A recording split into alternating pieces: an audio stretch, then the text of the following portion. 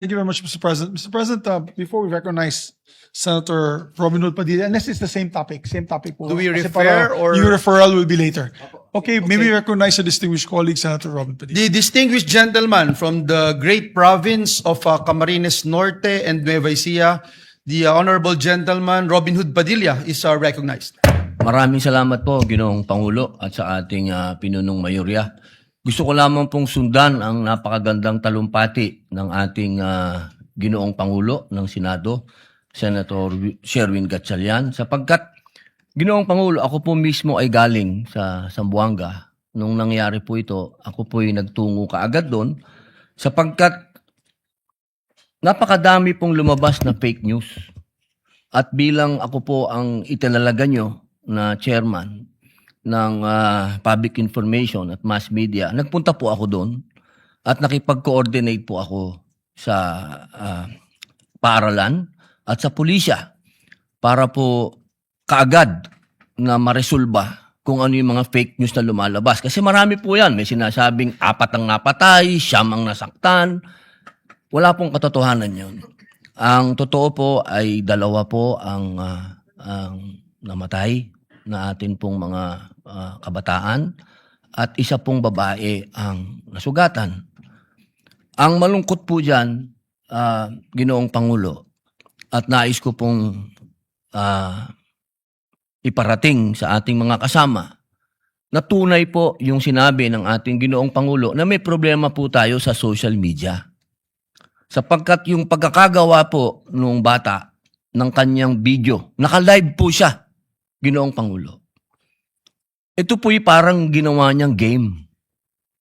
Kung ano po yung nakikita natin na laro, ganun po niya ginawa. Pati po yung anggulo ng kamera, anggulo ng baril, pati po yung hingal. At hindi po rin kaila na doon po sa Tacloban, yung naganap po sa Tacloban, nabanggit na rin po yung true crime community. Ito po yung samahan sa dark web, sa internet, na nag-glorify po ng mga ganitong klaseng pangyayari. Na binibigyan po nila ng parang parangal pa yung mga kabataan na gumagawa ng ganito sa kanilang paaralan. Kaya po ang hiling ko sa ating mga kasama na kaagyat po nating maresolba kung ano, lidak po ito eh.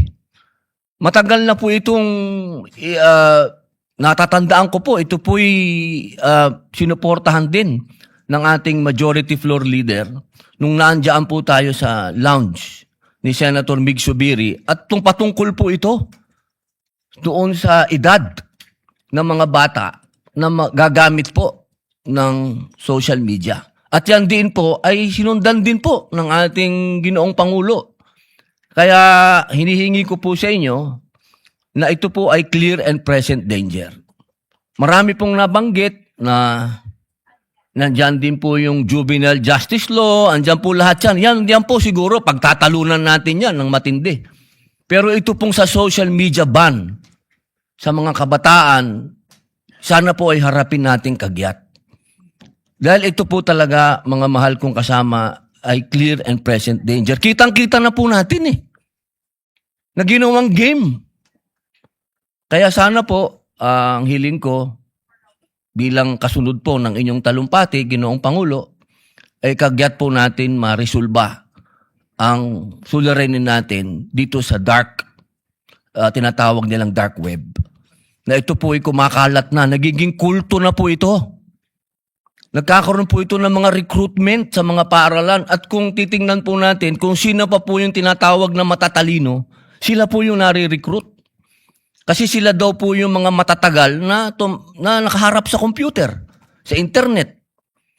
Kaya ito po talaga, mga mahal kong kasama, ay iniimbitahan ko po kayo. Ako po kasi nagpunta doon. Talaga pong, pati po yung mga nakausap ko, mga bata doon, na nagkaroon ng trauma doon sa nangyaring insidente. Lahat po sila ay talagang nagsasabi na meron pong problema tayo sa internet. Diyan po sa social media. Kaya po next week, Ginoong Pangulo, bali po sa ating usapan, i-sponsoran ko na po yon. Dahil meron na po akong mga membro ng komite, hayaan niyo po ako ma-sponsoran po ang bill na ito next week. Yun lamang po, Ginoong Pangulo, maraming salamat po. Maraming salamat, Senator Robin, at sigurado po bibigyan ko ng priority para ma-sponsoran to. Matagal na ho nating inaantay ito. Isa rin po ako sa may author or may lagda nitong panukalang batas na ito. At marami na pong mga pag-aaral, pananaliksik tungkol sa masamang impluensya ng social media sa ating mga kabataan. Hindi na itong debate sa Amerika, sa ibang bansa. Ito ay settled scientific research na. No? Kaya maganda hong mapag-usapan na natin dito sa ating bulwagan para marinig natin yung mga bagay na nakakaapekto sa pag-iisip ng ating mga kabataan. Dahil ako naniniwala ang batang Pilipino hindi ho to violente. No? Meron hong mga nakaka-impluensya sa kanya, kaya nagiging ganito po yung sitwasyon. Kaya maraming salamat sa inyong pag-sponsor nitong bill na ito. Mr. President. Yeah, we recognize Senator Joel Yes, Villanueva. Mr. President, just a very quick manifestation in relation to this particular topic. In fact, Mr. President, when Senator Erwin Tulfo delivered his privilege speech, I wanted to interpolate, but due to a lot of agenda and issues at hand, and there are several members of this august chamber who wanted to deliver privilege speeches, I just thought that I will make a short manifestation. And I think this is very timely after hearing your privilege speech, Mr. President, after hearing Senator Padilla's statements. And I cannot agree more that this is very important. We have had a terrible, tragic incident that happened in Tacloban City. And a few weeks later, here we are again, Mr. President. And Mr. President, I thought it's important to note that news items like this is very important when it comes to delivering the news, whether you're in the media, mainstream media or social media. The protocols is very important. In fact, I was given a chance to speak a while ago with Senator Erwin Tulfo and ask him about his experiences in the as a media practitioner. And he made mention and told me about some protocols that need to be addressed, needed to be implemented, Mr. President. There are certain words that you cannot say, you cannot report just the way you want it to be reported. And as mentioned a while ago by the distinguished gentleman from Cam Norte and Nueva Ecija, Senator Padilla, yung pong pag-glorify, Mr. President, ng mga gawaing ito, dapat talagang sama-sama natin i-condemn itong ganitong uri ng marahas na gawain. Mr. President, this representation also filed the bill. Ito pong Smart Kids Act. Ito po yung Senate Bill number 2071 or the Safe Media Access and Responsible Technology for Kids in Digital Spaces. Sinisik po nito yung pag-create ng safer digital spaces for our children. And yung punto po natin dito is that it would bar children below 15 years of age from creating or maintaining accounts on social media platforms and other covered digital services. At ang enforcement po nito, Mr. President, is directed exclusively at platform operators. Sa platform operators and not children, Mr. President. Kasi itong platform operators, kung gagawa sila ng mga apps or anything na hindi safe or hindi man lang nila na pag-aralan kung papaanong gamitin or ano yung epekto nito sa ating mga kabataan, lalo na sa murang edad nila, hindi po pwedeng basta gamitin lamang at higit sa lahat pagkakitaan pa. Sir President, just to put on record, yung bill seeks clear responsibilities for platform operators to build safer digital environments for our children. Yung content moderation, yung pong assurance ng mekanismo to prevent underage accounts, yung pag-conduct ng continuous risk assessments to detect yung po and pag-remove yung mga underage accounts, pag-submit ng annual transparency reports to the Department of information and communications technology. In short, yung pag-protect po ng children's data, maging yung pagprotekta ng kanilang privacy, yung strict privacy safeguards. Ito yung nais natin. And at the end of the day, Mr. President, again, I call on everyone here, Mr. President, because I feel na yung after nung Tacloban incident, Mr. President, and sa mga pag-aaral and articles that I have encountered, yung pagre-report, yung pag-share ng fake news, yung maling pag-glorify ng ganitong klaseng karumal-dumal na kasuklam-suklam na gawain, iba po ang nagiging mensahe nito sa ilang mga kabataan natin. Kailangan talagang lahat po tayo strongly condemn these acts at sama-sama din po tayong mag-usisa, busisiin at pag-aralan mabuti kung anong pinakamagandang solusyon para ho sa ating mga kabataan, sapagkat muli, Ginoong Pangulo, hindi lang sila pag-asa ng ating bayan, sila po ang tunay na may-ari ng kinabukasan ng ating bayan. Maraming salamat, Ginoong Pangulo, maraming salamat po sa ating mga kasamahan. Thank you. Maraming salamat, Senator Joel. At isa nga sa mga lumalabas ngayon na bagong impluensya, yung lumabas sa hearing ni Senator Risa, yung NHE, no, yung nihilistic violent extremism. No? Na ito ay parang lumalabas ngayon sa mga games, sa mga violent games na linalaro ng ating mga kabataan. So isang bagay ito na dapat nating imbestigahan at pag-aralan na mabuti. Yes, Mr. President, before we recognize Senator Christopher Bongo, ako din po, kung pwede, just give a short manifestation. Matagal ko nang binabanggit po sa inyo to, Mr. Senate Yes. President, at mga kasama natin, na dapat na talagang pag-aralan natin ang ban on social media sa mga kabataan. As a matter of fact, 2 LEDAC ko na binanggit yan. And natuwa naman po ako dahil binanggit naman po ng ating Pangulo na dapat magkaroon ng malawakang pag-aral nitong social media sa mga kabataan. Although it was a bit short of what we wanted to hear, I was hoping dun sa kanyang SONA, sasabihin niya talaga na magbibigay siya ng utos sa Kongreso na maglabas po ng isang social media ban law. It was short of saying that. But I think now with the rise in these school shootings, Mr. President, we have to take a hard look at this. At alam niyo po, ang dami pong kumakampi sa atin dyan. Lahat ng magulang nakausap ko. Nung panahon natin, Mr. President, nung panahon namin ni Senator JB, ang pinapanood namin noon, wala pang internet, pinapanood namin doon, Mazinger Z, Voltes 5, Grandizer, tsaka lahat, Dimos. Guy King, hindi ko kilala yung Ron the Flower Girl. Pero yung pinapanood natin, wholesome na cartoons na Japanese, may mga theme pa yan eh.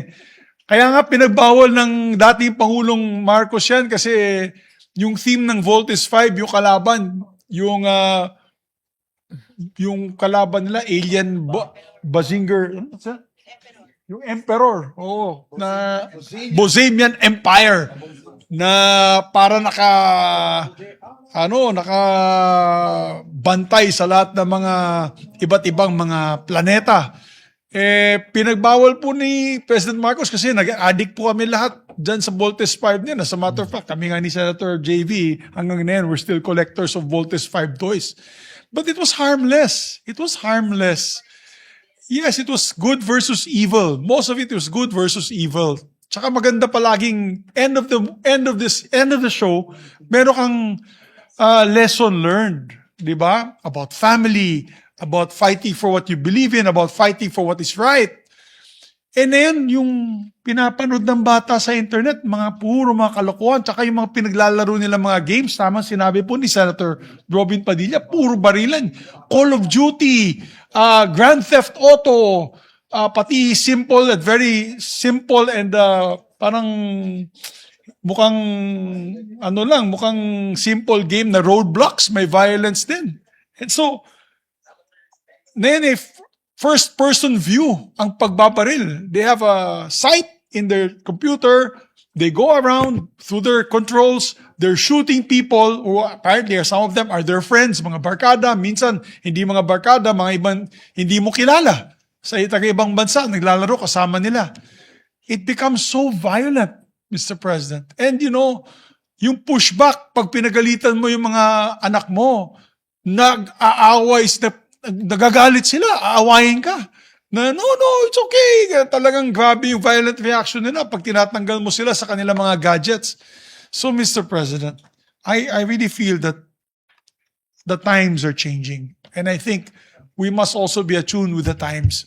Alam mo, itong pag-ban sa social media, hindi lamang po ito unique sa atin.